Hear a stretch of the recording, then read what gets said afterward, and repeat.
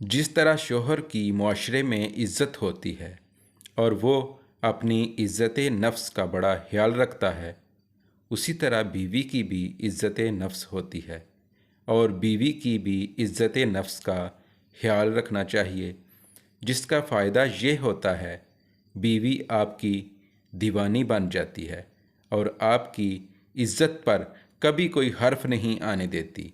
जो भी शोहर इन दो बातों को ज़हन में रखेगा कि बीवी से कब और कहाँ क्या बात करनी है, तो वो ज़रूर अपनी बीवी को अपनी दीवानी बना लेगा।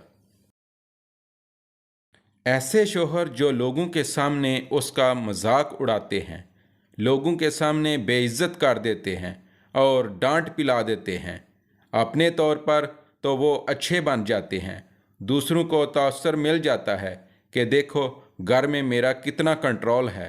बहन के सामने बीवी को डांट पिला दी, माँ के सामने बीवी को डांट दिया और माँ की नज़र में अच्छे बन गए कि हाँ, हमारा बेटा तो घर में बहुत कंट्रोल रखता है। बहन कहती है कि मेरे भाई का तो घर में बहुत कंट्रोल है। यूं वो अपनी माँ बहन की नज़र में बड़े अच्छे बन गए, मगर हकीकतन अपनी बीवी की नज़र में उन्होंने अपने वक़ार को सिफर बना दिया, इसलिए कि हर एक की अपनी इज़्ज़त नफ्स होती है। जब किसी की इज़्ज़त नफ्स को मजरूह किया जाता है तो फिर उस इंसान का दिल टूट जाता है और ये चीज़ गुनाह में शामिल है।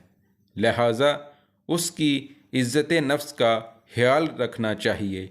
बीवी को नसीहत करनी हो तो तन्हाई में करो और अगर तारीफ़ करनी हो तो लोगों के सामने करो।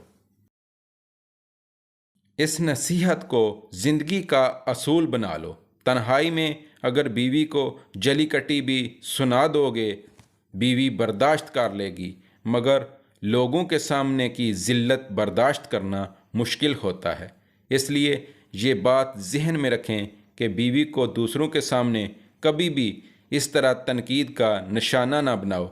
वो ज़िंदगी की साथी है। थोड़ा वक्त जो दोनों को अलहदगी में मिलता है उसमें एक दूसरे को समझा दो जो समझाना है।